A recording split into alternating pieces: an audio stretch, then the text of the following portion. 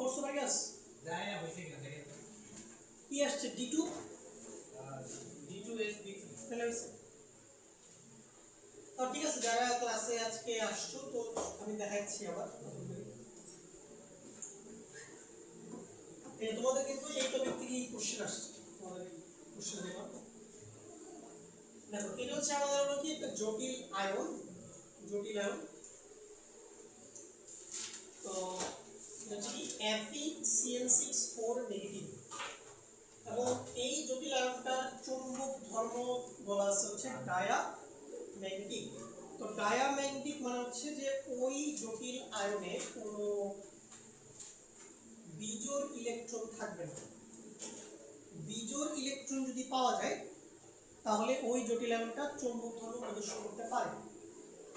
তো diamagnetic means এই আয়নটার মধ্যে কোনো কি নেই, কোনো বিজোড় ইলেকট্রন নেই, এখানে সব ইলেকট্রন জোড়বদ্ধ অবস্থায় থাকে। CN মানে হচ্ছে কোঅর্ডিনেশন নাম্বার বলা হয় এটাকে, কোঅর্ডিনেশন নাম্বার।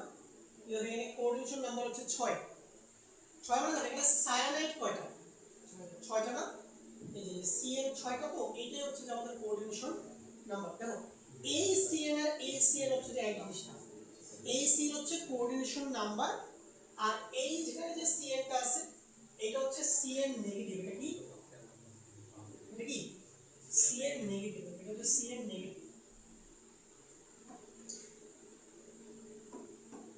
এটা CN নেগেটিভ, CN মাইনাস।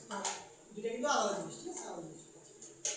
দেখো এখানে তুমি কিভাবে জিনিসগুলো সলভ করবা, তুমি প্রথমে দেখবা যে এখানে আয়রনের জারণ অবস্থাটা কত, এটা তোমাকে বের করতে হবে। এখন আমরা কি বলবো, CN এর মাথায় হচ্ছে যে একটা মাইনাস আছে, তাহলে 6টা CN মিলে টোটাল মাইনাস চার্জ এখানে কত, -6 চার্জ। এখন তৃতীয় বন্ধনীর মাথায় আমার 4 নেগেটিভ চার্জ লাগবে, তাহলে আয়রনের মাথায় থাকা লাগবে +2 চার্জ, যাতে করে +2 আর হচ্ছে যে -6 ব্যালেন্স হয়ে কত হয়, 4 নেগেটিভ চার্জ হয়ে যায়। ওকে, এবার আমরা কি করব, দেখো আমরা প্রথমে আয়রনের ইলেকট্রনিক্সটা লিখলাম। আয়রন ইলেকট্রনিক্স কি 4s2 3d6, 4s টা অলওয়েজ আগে লিখবা, 4s অলওয়েজ আগে লিখবা, 3d তারপর লিখবা, তাহলে 4s2 3d6। এখন তোমার লাগবে হচ্ছে যে Fe2+, তাহলে অলওয়েজ সর্বশেষ শক্তি স্তর থেকে ইলেকট্রন আগে অপসারিত হবে, মানে অলওয়েজ 4s থেকে আগে ইলেকট্রন বের হবে, তারপরে 3d থেকে বের হবে। তাহলে 4s থেকে দুটো বের করলে 3d তে কত থাকলো, 6টা। আচ্ছা এখন দেখো 3d তে 6টা, কয়টা, 6টা। তোমাকে 3d অরবিটালে 6টা ইলেকট্রন স্থাপন করতে হবে। তুমি কিভাবে স্থাপন করবে, দেখো এই যে একটা প্রতি করে একটা একটা, দুইটা, তিনটা, চারটা, পাঁচটা, 6টা হয়েছে না, 6টা। 4s ফাঁকা, 4p ফাঁকা থাকবে। আচ্ছা এখন লক্ষ্য করো, এখন লক্ষ্য করো, এখন লক্ষ্য করো, এখানে বলতো CN কয়টা, 6টা না, 6টা।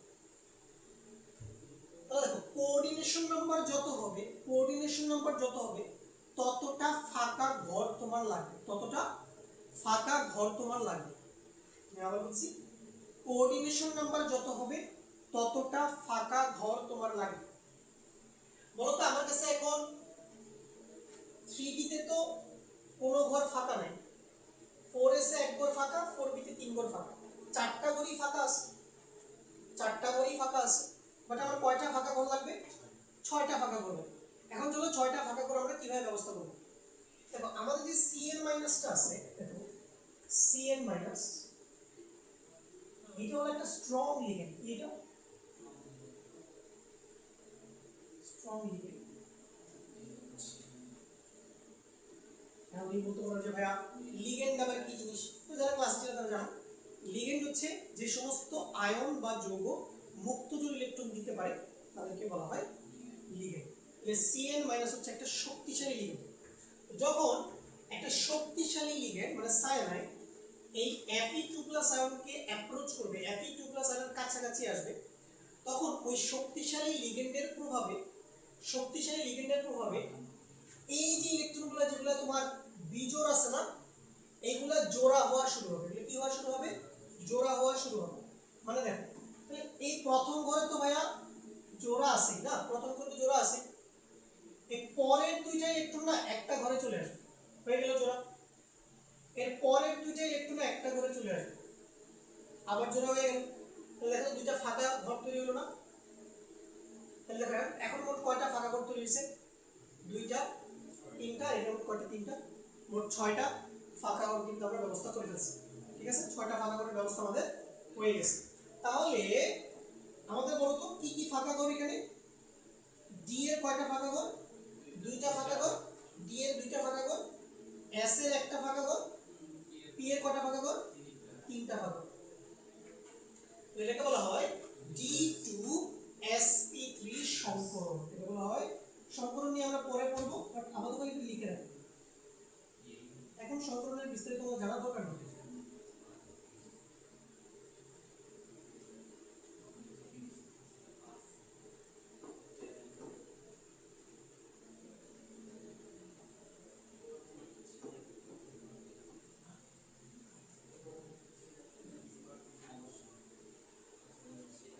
চলো D2sp3 D2sp3 সংকরণ। আচ্ছা এখন দেখো এই যে অরবিটালটা,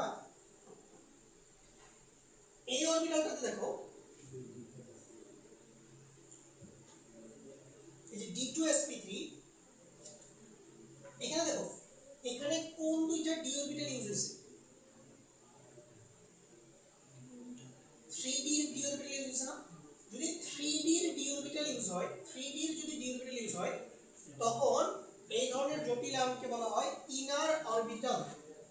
ইনার অরবিটাল গুলোকে বলে inner orbital. Inner orbital complex. যদি 3d এর ডি অরবিটাল ইউজ হয়, যদি কি, যদি 3d এর ডি অরবিটাল ইউজ হয় কি বলে? Inner orbital complex. আর এটার আরেকটা নাম কি ছিল মনে আছে? লো স্পিন। লো স্পিন কমপ্লেক্স।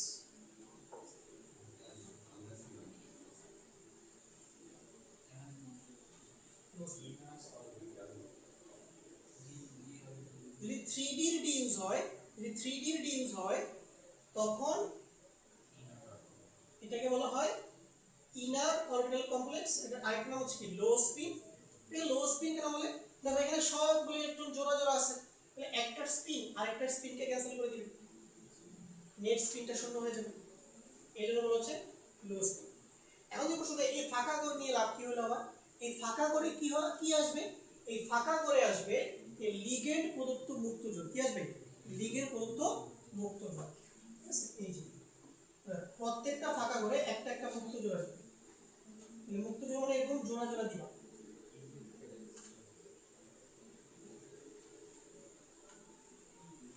ঠিক আছে, তাহলে 6টা ফাঁকা করে, 6টা ফাঁকা করে 6টা কি চলে আসবে?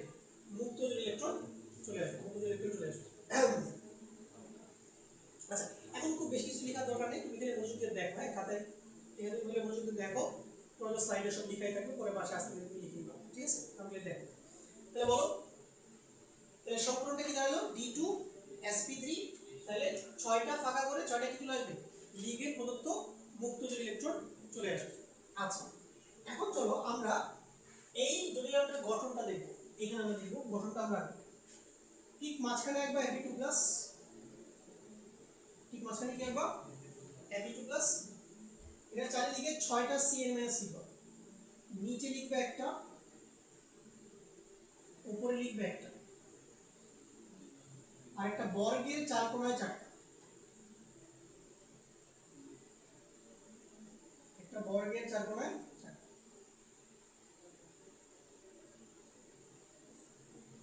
একটা বর্গের 4 কোণায় 4টা।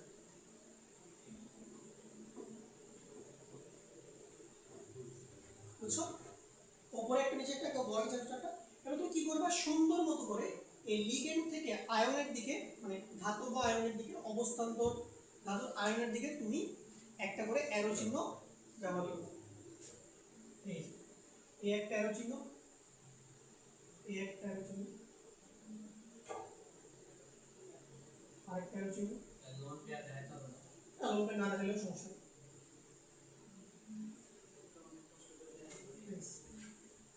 এবং এই গঠনটাকে আমরা কি বলি বলো, অষ্টতলকি। কি গঠন বলি এটাকে?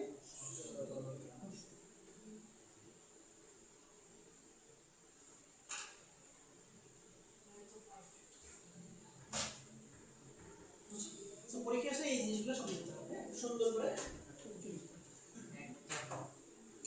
বলো দেখি ডায়াম্যাগনেটিক কেন? দেখো কোন অযুগ্ম ইলেকট্রন আছে 3d অরবিটালে, দেখো কোন অযুগ্ম ইলেকট্রন আছে, সব জোড়া না, এই জন্য এটাকে বলে ডায়াম্যাগনেটিক। যদি সব জোড়া হয় এরকম এটাকে বলে ডায়াম্যাগনেটিক, চৌম্বক ধর্ম নাই।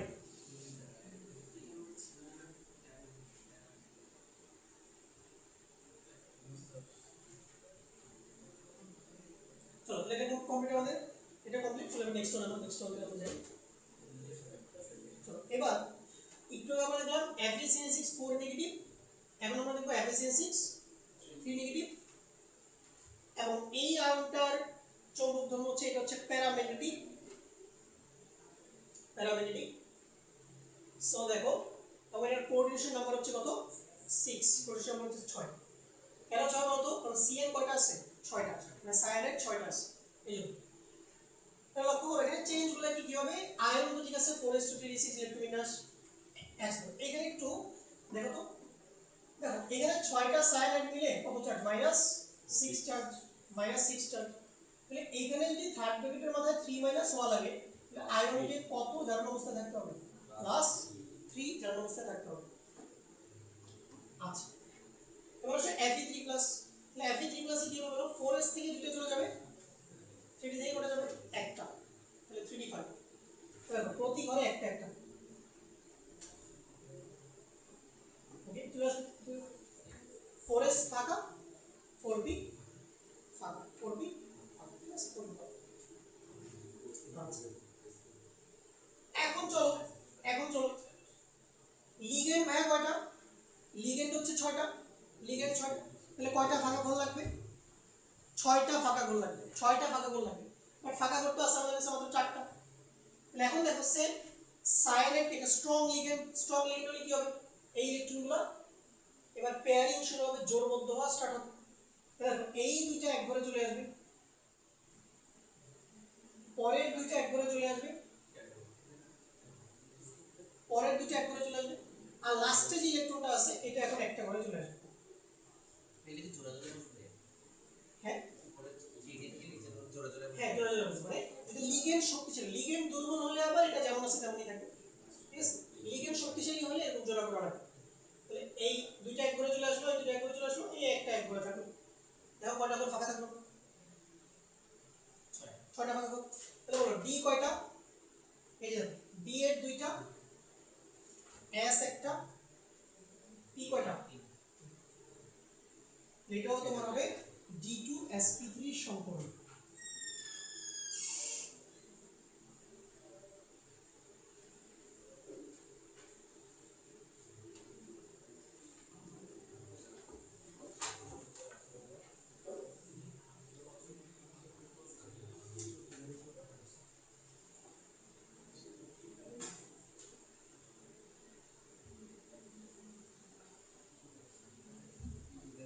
ঠিক আছে, D2sp3 সংকরণ।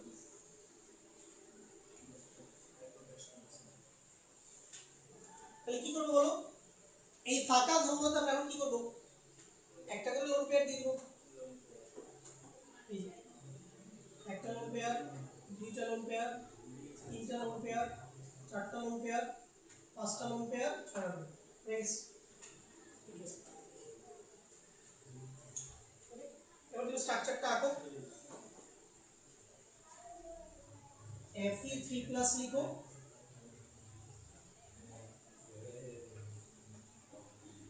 Cn- নিচে একটা, উপরে একটা, একটা বর্গের 4 কোণায় 4টা।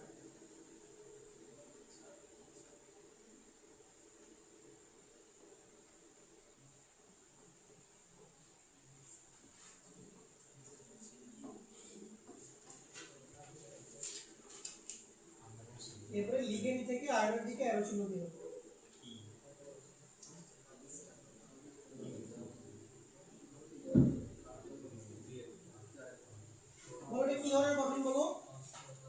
ষষ্ঠতম কুড়ি।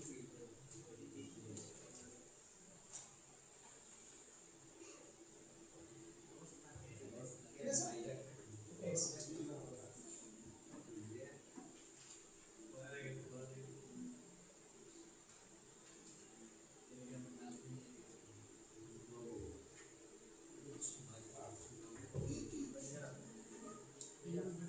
বলো এখানে ভিতরের ডি অরবিটাল ইউজ হচ্ছে না, 3D এর ডি অরবিটাল ইউজ হচ্ছে। এটা কি ইনার অরবিটাল কমপ্লেক্স এবং এটা হচ্ছে একটা লো স্পিন কমপ্লেক্স। আচ্ছা বলো তো প্যারাম্যাগনেটিক কেন বলা হচ্ছে? দেখো এই যে এখানে একটা অযুগ্ম ইলেকট্রন আছে, একটা বিজোড় ইলেকট্রন আছে, যেটা এটা তোমাদের পরীক্ষায় আসছে। দেখছো তোমরা দেখো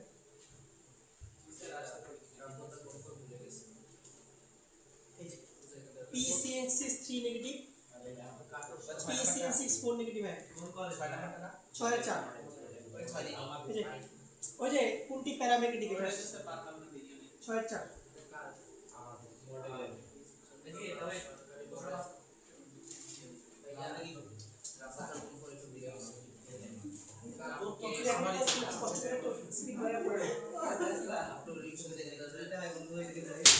টাইম নেই, পরে ক্লাস আছে, সমস্যা হচ্ছে না। কষ্ট করে তুমি রেফারেন্স ক্লাসগুলো একটু দেখে নাও। এটা ম্যাথ সলভিং ক্লাস, বিবিধ রাবতগুলো 4টা ক্লাস আছে। প্রথম 3 নাম্বার ক্লাস আর 4 নাম্বার ক্লাস আছে। 2 এর গড়াটা 16 হবে। কোনটা? 2 এর গ 2 এর গ যে শক্তি স্তরে অবস্থান করতেছে 1 2 3 4 1 2 3 হ্যাঁ 16 হবে। ঠিক আছে 16 না 16 না 32 হবে ভাই ফোন মাইনাস বলছে। ও মাইনাস আছে তাহলে 16 ঠিক আছে। আচ্ছা তাহলে বুঝছি না প্যারামেডিক তুই কমপ্লেক্সটা ক্লিয়ার আমাদের। চলে যাবো নেক্সট ওয়ান।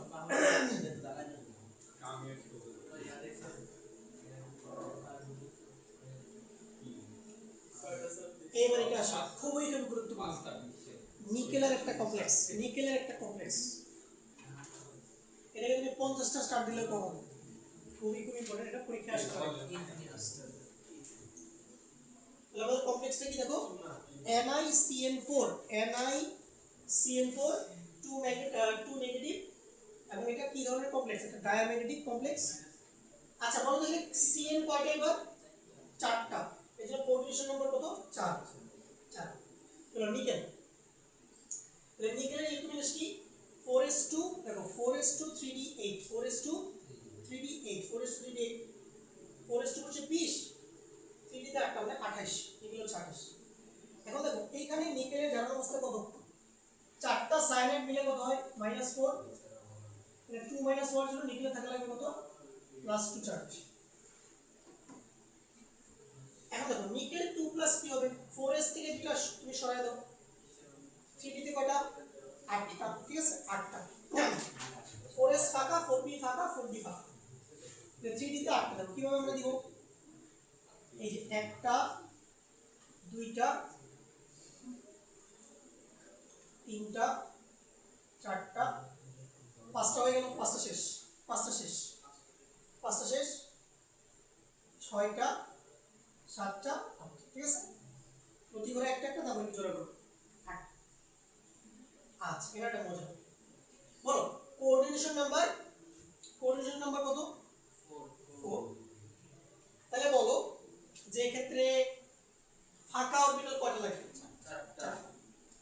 এখন তুমি বলতে পারো যে ভাইয়া ফাঁকা অরবিটাল তো 4টা আছে, একটা s 3টা p ফাঁকা, 4টা ফাঁকা অরবিটাল আছে। কিন্তু একটা কাহিনী আছে দেখো, আমি কি বলছিলাম আমাদের লিগেন্ড কি এখানে Cn মাইনাস, একটা শক্তিশালী লিগেন্ড না?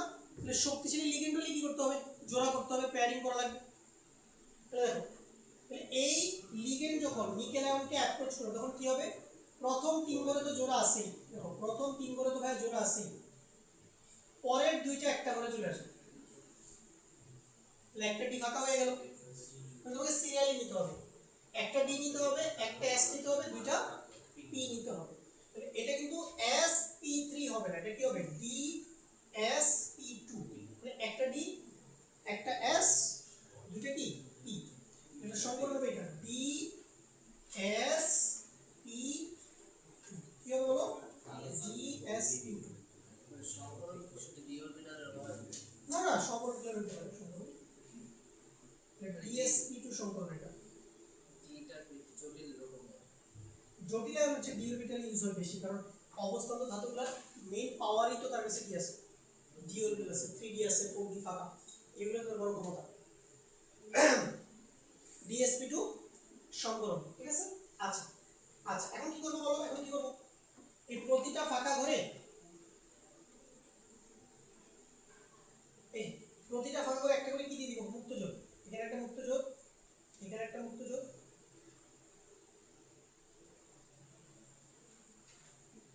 চারটা ফাঁকা ঘরে চারটা মুক্তযোগ, ঠিক আছে। আচ্ছা, এখন প্রশ্ন হচ্ছে এটা স্ট্রাকচার কেমন হবে, এটা স্ট্রাকচার কেমন হবে, স্ট্রাকচারটা শিখাচ্ছি। দেখো তুমি কি করবা, নিকেল 2+ লিখবা, এরপরে একটা বর্গের চার কোণায়, একটা বর্গের চার কোণায় চারটা সাইড, একটা বর্গের চার কোণায় চারটা সাইড, একটা বর্গের চার কোণায় চারটা সাইড। তাহলে সাইডের থেকে নিকেলের দিকে অ্যারো চলে দিবা।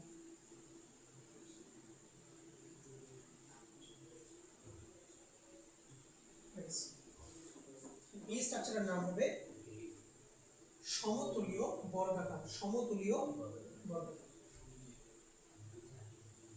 অর্থাৎ যদি কোনো dsp2 হয় কি হবে দেখো, যদি dsp2 হয় তাহলে আকৃতি কি হবে, সমতুল্য বর্গাকার।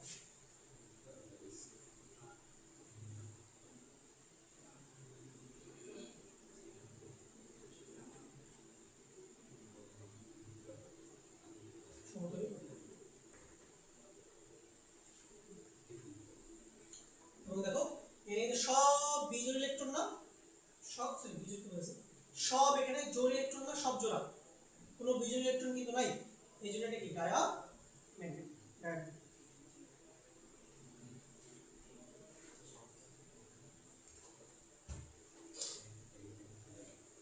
তাহলে বলো এবার জোড়া করলাম কেন, যে লিগেন্ড আমাদের শক্তিশালী, লিগেন্ড শক্তিশালী হলেই জোড়া করা হবে। চলো নিকেলের এই কমপ্লেক্সটা খুবই খুব ইম্পর্টেন্ট, প্রচুর আসে, প্রচুর আসে। নেক্সট আসো, নেক্সট আমাদের কমপ্লেক্স, এটা গেল আমাদের। এবারে হ্যাঁ হ্যাঁ, মিটারে এটা আসার সম্ভাবনা আছে, এই নিকেলের কমপ্লেক্সটা। এমন মিড টাইমের জন্য ইম্পর্টেন্ট হচ্ছে এই যে আয়রনের এই দুটো complex, Fe6 3 negative, Fe6 4 negative, এই যে 4 নেগেটিভ, এটা 4 নেগেটিভ, এটা 3 নেগেটিভ, আর নিকেলের এটা খুব ইম্পর্টেন্ট।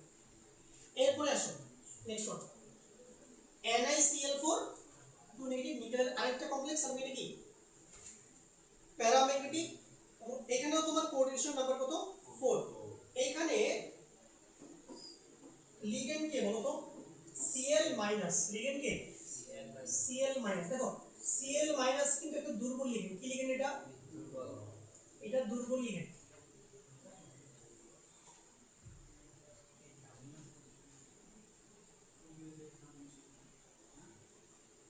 এটা ভাই দুর্বল লিগেন্ড।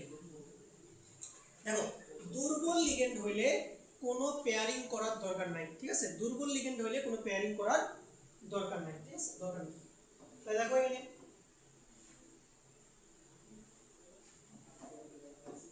দেখো বলো চারটা ক্লোরিন নিয়ে এদের কত চার্জ, -4 চার্জ, তাহলে নিকেলে কত চার্জ থাকা লাগবে, +2 চার্জ, +2। তাহলে নিকেল লিখবা, নিকেল 2+ লিখবা। তাহলে দেখো 3D তে কয়টা, 8টা, কয়টা 8টা, লাগের মতই, 1টা 2টা 3টা 4টা 5টা, এই 6 এই 7 এই কত 8, 8টা।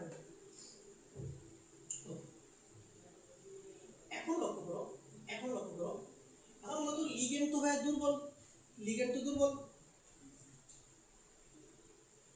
লিগেন্ড তো ভাই দুর্বল, তাহলে এবার কি জোড়া করার দরকার আছে, 3D যেমন আছে, 3D যেমন আছে তেমনই থাকবে, 3D তে কোনো চেঞ্জ আসবে না।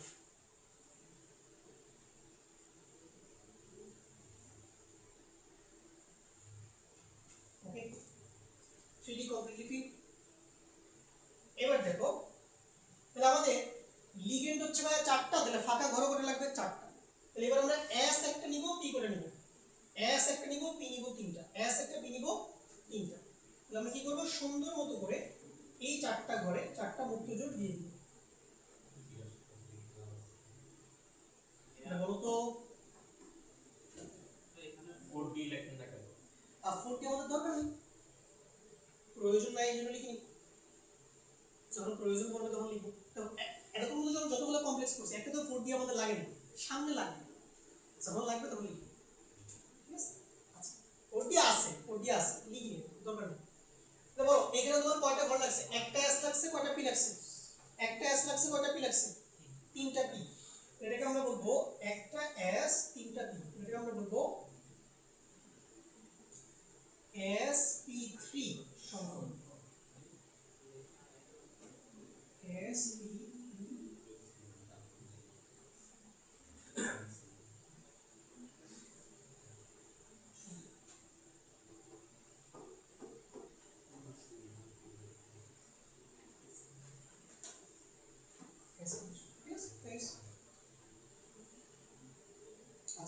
এবার চলো sp3 সমকলন হলে আকৃতিটা কেমন হবে একটু দেখো। তুমি লিখবা নিকেল 2 প্লাস, দেখো কিভাবে লিখবা, দেখো উপরে একটা Cl মাইনাস লিখবা, ঠিক নিচে একটা Cl মাইনাস লিখবা, একটা Cl মাইনাস বামে লিখবা, আর একটা Cl মাইনাস ডানে লিখবা। এরপরে তুমি কি করবা, অ্যারো চিহ্ন দিবা,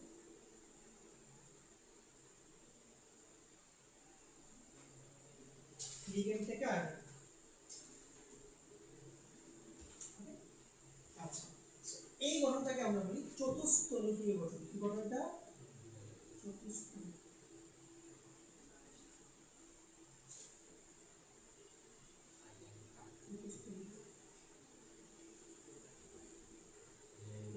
যদি sp3 হয় তাহলে আকৃতি কি হবে, যদি sp3 হয় তাহলে আকৃতি কি হবে, চতুস্তলকীয়। আর যদি ভাই dsp2 হয় তাহলে আকৃতি কি হবে, সমতলীয়। এটা একটু মনে রাখতে হবে, বুঝছো কি না, একটু মনে রাখতে হবে। কারণ কোঅর্ডিনেশন নাম্বার 4 এ দুইটা কেস আছে, dsp2 হলে সমতলীয় বর্গাকার আর sp3 হলে চতুস্তলকীয়। আর কোঅর্ডিনেশন নাম্বার যদি 6 হয় তাহলে কোনো সমস্যা নেই, অলওয়েজ কি অষ্টতলকীয়। এটা কি বলবো যে আছে না ইনার অরবিটাল কমপ্লেক্স, এইটা কি ইনার অরবিটাল বলার প্রয়োজন নেই। জেনারেলি ইনার অরবিটাল আমরা তখনই বলি যখন d2 sp3 হয়, ওই সময় আমরা এটাকে ইনার অরবিটাল d2, হ্যাঁ d2 sp3 সম্পূর্ণ হলে আমরা কি ইনার অরবিটাল বলে থাকি। তাহলে NiCl4 ওইটাও তো ইনার অরবিটাল, কোনটা এটা একটা এটা হ্যাঁ এটাকে তুমি ইনার অরবিটাল বলতে পারবা, কারণ এখানে তোমার ভিতরে ডি ইউজ হয়েছে, বাট জেনারেলি ইনার অরবিটাল শব্দটা আমরা d2 sp3 এর ক্ষেত্রে ইউজ করে থাকি। এটার ক্ষেত্রে ইউজ করলে প্রবলেম নাই, এটা তো ভিতরে ডি ইউজ হয়েছে। ওকে, এটাও তো লো স্পিন, দেখো সবগুলো জোড়া। ওকে,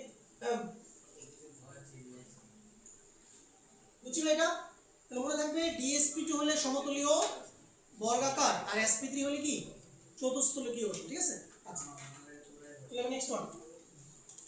এইবার চলো নেক্সট ওয়ান, খুবই কয়টা স্টার্ট দিয়েছিলাম আমি, নিকেলের সবগুলো কমপ্লেক্স কিন্তু স্টার্ট দিয়েছি, এইগুলো বেশি আসে পরীক্ষায়।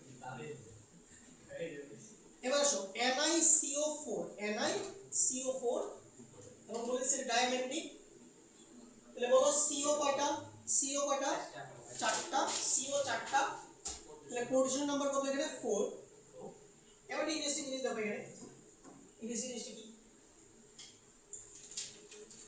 দেখো, CO যেটা আছে এটাকে একটা নিরপেক্ষ যৌগ, এটাকে কি বলে, কার্বনিল। এর নাম কি, কার্বনিল, উচ্চারণটা হবে কার্বনিল, কার্বনিল। এবং এটা কিন্তু একটা স্ট্রং লিগ্যান্ড, এটা কি, এবং এটা সবচেয়ে স্ট্রং লিগ্যান্ড। এটা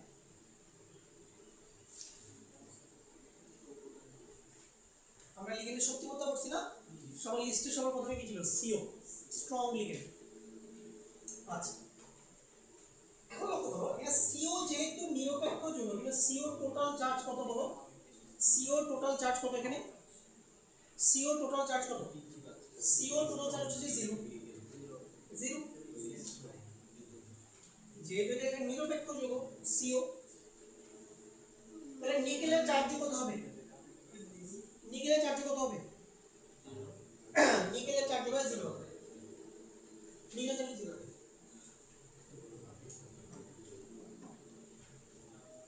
আচ্ছা নিকেলের ইলেকট্রন শিখো। নিকেল 4s2 3d8 4p ফাঁকা 4d ফাঁকা আছে। দেখো এখানে নিকেলের কোনো চার্জ নাই, তাহলে কোনো আয়নের ইলেকট্রনের লেখার প্রয়োজন নাই। তাহলে 3d তে 8টা, তাহলে 1 2 3 4 5 এই 6 এই 7 এই 8টা হয়ে গেল। আর ভাই 4s এ কিন্তু দুইটা আছে, 4s এ দুইটা আছে, 4s দুইটা আছে, 4s ঠিক আছে। এই একটা অবস্থা 4p ফাঁকা। তাহলে এখন বলতো লিগেন্ড কয়টা? 4টা। তাহলে ফাঁকা ঘর লাগবে কয়টা? ফাঁকা ঘর লাগবে কয়টা? 4টা ফাঁকা ঘর লাগবে। এখন তো 4টা ফাঁকা তো নাই, 3টাই ফাঁকা করে আছে। এটা একটা মজা হবে। মজাটা কি দেখো, আমি কি বলছিলাম স্ট্রং লিগেন্ড আর লিগেন্ডের মধ্যে কি হয়? পেয়ারিং হয় না? পেয়ারিং হয়। এটা একটা মজা হবে। মজাটা কি, এই প্রথম দুইটা তো তার প্রথম করে আছে, দ্বিতীয় দুইটা তার দ্বিতীয় করে আছে, তৃতীয় দুইটা তৃতীয় করে আছে। ওকে, এখন মজা হবে কি, এই দুটো ইলেকট্রন জোড়া হয়ে এখানে চলে আসবে, ঠিক আছে। এই দুটো ইলেকট্রন 4s থেকে শিফট হয়ে আবার 3d তে চলে আসবে। মজার মজার কাহিনী। এই দুটো জোড়া হয়ে যাবে, 4s এর দুটো আবার লাফ দিয়ে এখানে চলে আসবে। এখন দেখো কয়টা ফাঁকা করে হয়ে গেছে? 4টা ফাঁকা। তাহলে একটা s কয়টা p? 3টা p। তাহলে সম্পূর্ণটা কি হবে? sp3।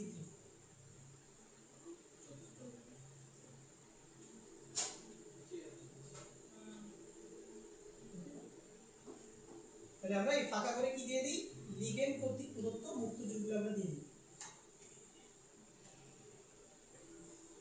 স্ট্রাকচারটা খুব ইজি। নিকেল একটা CO উপরে আর একটা CO নিচে, একটা CO বামে, একটা CO ডানে। হ্যাঁ নিচে নিচে দেই কেন? অ্যাকচুয়ালি এগুলো 3D স্ট্রাকচার তো, ওগুলো 2D তে এভাবে আঁকতে হবে পরীক্ষায়। হ্যাঁ, তুমি কি পরীক্ষায় 3D আঁকতে পারো? 3D জিনিসকে 2D তে আঁকার তো কিছু রুলস আছে, এই জন্য আমি এভাবে আঁকি।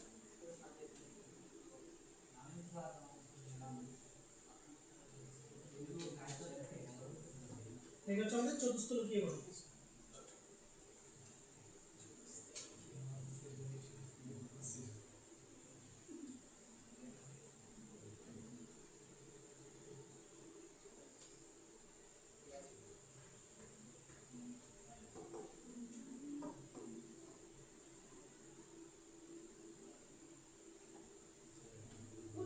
বুঝলে খুব ইন্টারেস্টিং। ম্যাক্সিমাম স্টুডেন্ট কিন্তু এগুলো বুঝি না, এবং এগুলো থেকে আনসার করতেও নিরুৎসাহিত বোধ করে, আনসার করতে চায় না, ঠিক আছে। বাট 4 মিনিট পর্যন্ত ভালো করে পড়ো, কারণ এখন রিসেন্ট বছরটাতে কোশ্চেন কঠিন হচ্ছে। সো তোমাকে যে কোনো ধরনের কোশ্চেনের জন্য মেন্টালি প্রিপেয়ার থাকতে হবে।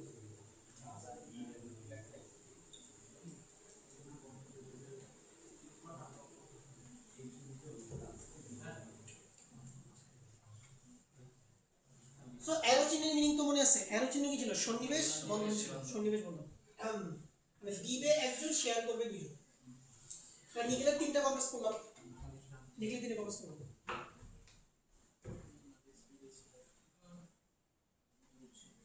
চলো এবার নেক্সট আমরা যাব। এইবার অনেকক্ষণ পর একটা কমপ্লেক্স পেলাম যেখানে 4D লাগবে, যেখানে 4D লাগবে। Fe F6 নেগেটিভ, এবং বলা হচ্ছে এটা কি বলো? প্যারাম্যাগনেটিক। আচ্ছা আগেরটা তো দুটো ডায়াম্যাগনেটিক, কেন? তাহলে সব জোড়া না? সব জোড়া। প্যারাম্যাগনেটিক। Question number 6।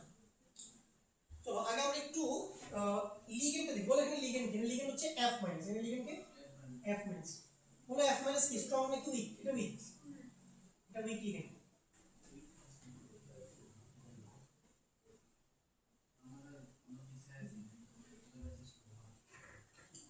ঠিক আছে, এটা উইক লিগেন্ড।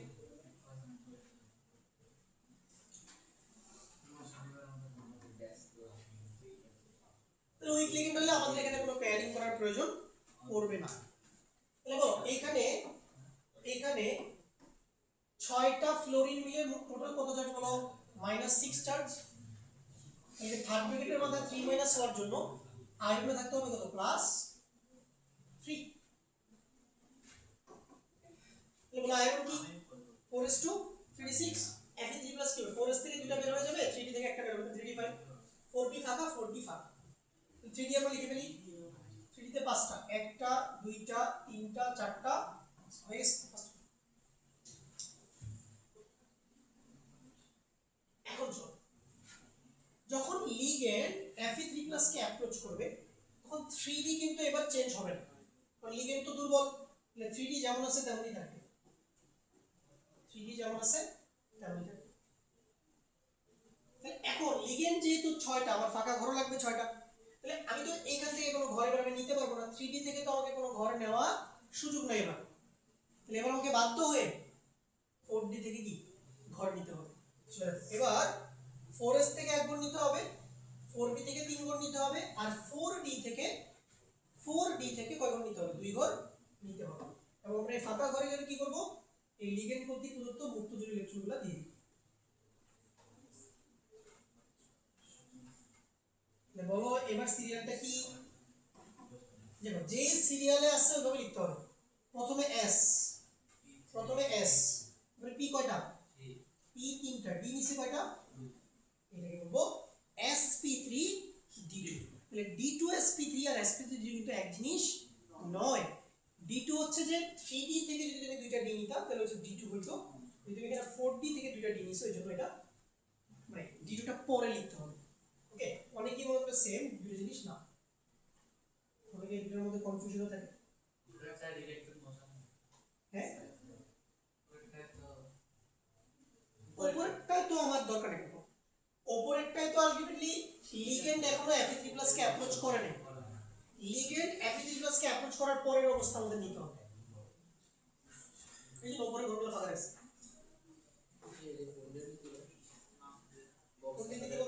হ্যাঁ অবশ্যই এখানে তো নীতি তো অবশ্যই সব জায়গায় মানতে হবে, কেমিস্ট্রি যেখানেই পড়ো না কেন, চাই পড়ো না কেন। উপরেরটা হ্যাঁ অবশ্যই আগে 4s এ ঢুকবে না, তৃপ্তি না। তবে ইলেকট্রন সরানোর ক্ষেত্রে আবার 4s থেকে আগে সরাইতে হবে, মানে লাস্ট শেল থেকে আগে সরাইতে হবে। অনেকেই করে কি হচ্ছে যে প্রথমে 3d থেকে সরাই ফেলে পরে 4s থেকে সরাই, কিন্তু যখন এরকম ভুল। চলো বলো এটা ভাই প্যারাম্যাগনেটিক কেন? দেখো প্যারাম্যাগনেটিক কেন, দেখো 5টা বিজোড় ইলেকট্রন আছে। আচ্ছা তাহলে এই কমপ্লেক্সটা আমাদের যদি ম্যাগনেটিক মোমেন্ট বের করতে দেয়, দেখো ম্যাগনেটিক মোমেন্ট, আমরা ম্যাগনেটিক মোমেন্ট বের করতে পারি না? ম্যাগনেটিক মোমেন্ট মিউ দিয়ে প্রকাশ করা হয়, সূত্রটা কি ছিল? √n + n + 2 bm। আচ্ছা এখানে n কি ছিল বলো তো? n কি ছিল? n ছিল এই d তে যতটা বিজোড় ইলেকট্রন থাকে। দেখো d তে বিজোড় কয়টা? d তে বিজোড় কয়টা? 1 2 3 4 5, 5টা বিজোড়। তাহলে এই n এর মান হবে 5। কোনটা কোনটা? n + 2 z না, n + 2 এটা হবে 5 × 5 + 2, মানে কত আসবে বলো? bm। 5 2 7, 5 7 35, √ 35 bm।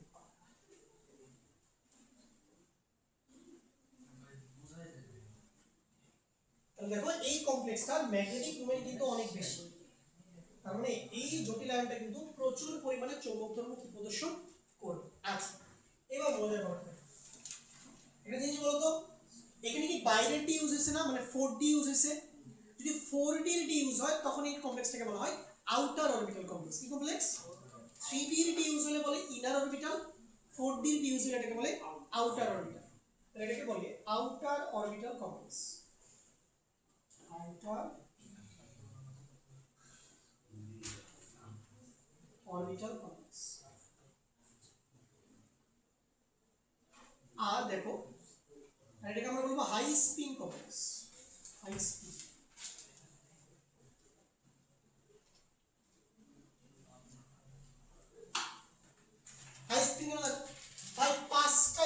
সবার স্পিন দেখো প্লাস হাফ, অনেক বেশি স্পিন না এখানে।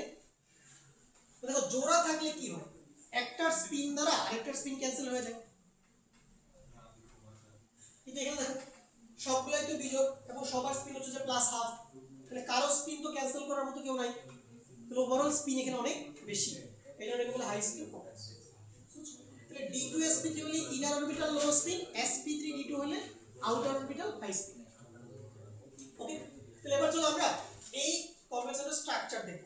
ভাই লিগ্যান্ড 6টা হলে বুঝতে পারছো স্ট্রাকচার কেমন হবে, অষ্টতলকীয় অ্যাজ ইউজুয়াল। ঠিক আছে, তো স্ট্রাকচারটা দেখি আমরা। কতগুলো বুঝতে পারি দেখছো,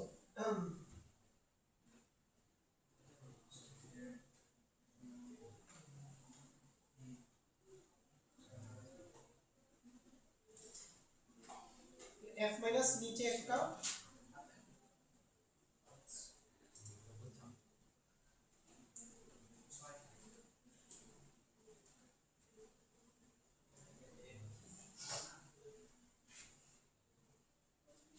উপরে একটা নিচে একটা, বর্গের 4 কোণায় 4টা।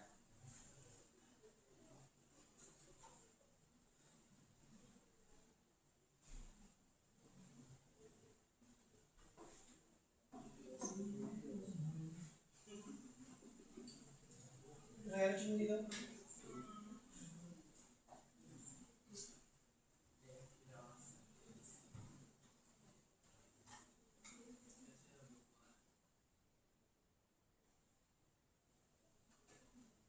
এই যে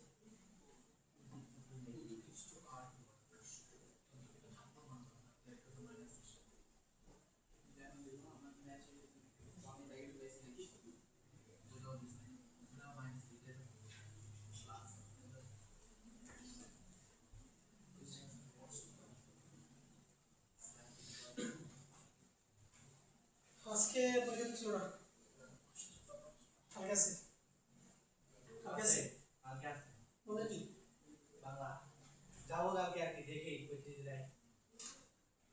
দিবে মনে হয়, না ওরকম সি প্লেন তো আমরা সবারই করছি, সবারই করছে। তার মানে তুমি জ্ঞানই বুঝতে পারো। এখন এখন গেলেও কোথায় যাওয়া লাগবে, না গেলেও কোথায় যাওয়া লাগবে, কেন একটু যাওয়া লাগবে রিটেক দেওয়া লাগবে, আমাদের দিতে পারে আরে দিবি না, না রিটেক দিবে না, রিটেক দিবে না। সরকারি কলেজগুলোতে ভাই স্যাররা এমনি অনেক কাজে ব্যস্ত থাকে, তোমাদের রিটেক নিবি কি হবে, আবার নতুন করে কোশ্চেন করতে হবে, এত প্যারা কেন, ওইটা ফেল চলে আসবে আর কি, মানে পরীক্ষা এক বিষয়ে পরীক্ষা দিলে ফেল আসবে, তবে তুমি শুধু একটা এক্সাম দাও না তাও তো ফেল আসবে। যদি এখানে ভাই কানে এই তিনটা দিচ্ছি আজকে ছিল ভাই, আজকে ছিল ভাই। ওর হিসাব অন্যরকম, ঠিক আছে, কি দেখাইলো কিসের হিসাব নিকাশ করতে হয় এখন, ঠিক আছে, মানে আমাদের অবস্থা এতটাই খারাপ, এতটা জঘন্য অবস্থায় আমরা আছি। ওকে, দেখ অবস্থার উন্নতি হবে, তুমি চেষ্টা চালায় যাও, ইনশাআল্লাহ কিন্তু টেনশন কোনো কারণ নাই, করতে থাকো আল্লাহর নাম নিয়ে। এটা বুঝছি, এবার আসো বাড়ি কাজ দিচ্ছি, এটা বাসা থেকে করে নিয়ে আসবো, সবাই লিখে নাও। ছবি চলছে স্লাইড আছে, স্লাইড আছে না, এটা বাড়ি কাজ, এটা বাড়ি কাজ, আচ্ছা স্লাইড দিয়ে দিয়ে তিনটা স্লাইড দিয়ে হ্যাঁ আজকে দিতে পারবো, স্যার এই সপ্তাহগুলো একসাথে। ফের ওই পাশে একটা এইচটিএমএল লিখে ও হ্যাঁ, যদিও আমি এটা করাইতাম ক্লাসে, আজকে সময় নেই জন্য করাচ্ছি না, তোমরা ট্রাই করো, বাসায় ট্রাই করো। এইটা আমি করাবো নেক্সট ক্লাসে, সবচেয়ে মনে হচ্ছে এটা 1000টা স্টার এটাতে, 1000 স্টার দিয়ে দেবে তোর হাতে স্টার, এটা হচ্ছে সবচেয়ে মেন, এটা আসবেই। এটার মধ্যে টিচারদের মধ্যে প্রচুর পরিমাণে কনফিউশন আছে, এটা কাম কাটতে পারবে হ্যাঁ নেক্সট দিন করো। ইনফিনিটি সাইন দিয়ে দেবে, ইনফিনিটি সাইন। আচ্ছা বাড়ি কাজ নিছো তো বলি, কোনটা বাড়ি কাজ, এই যে এটা বাড়ি কাজ, একটা এটা বাড়ি কাজ, FeH26 ত্রিভুজের প্যারামেট্রিক। সামনে আরো কিছু বাড়ি কাজ আছে, এগুলো আমি এগুলো ক্লাসে পড়াবো, এই তিনটা ক্লাসে পড়াবো, এই দুটো বাড়ি কাজ দিলাম, এই দুটো ক্লাসে পড়াবো, এই যে এগুলো অবক থাকবে তাহলে আমাদের কমপ্লেক্স শেষ হবে। এগুলো শেষ হলে এবার আমরা শুরু করবো রঙিন যৌগ গঠন, এখানে আরো ডিটেইলস পড়ানো আছে।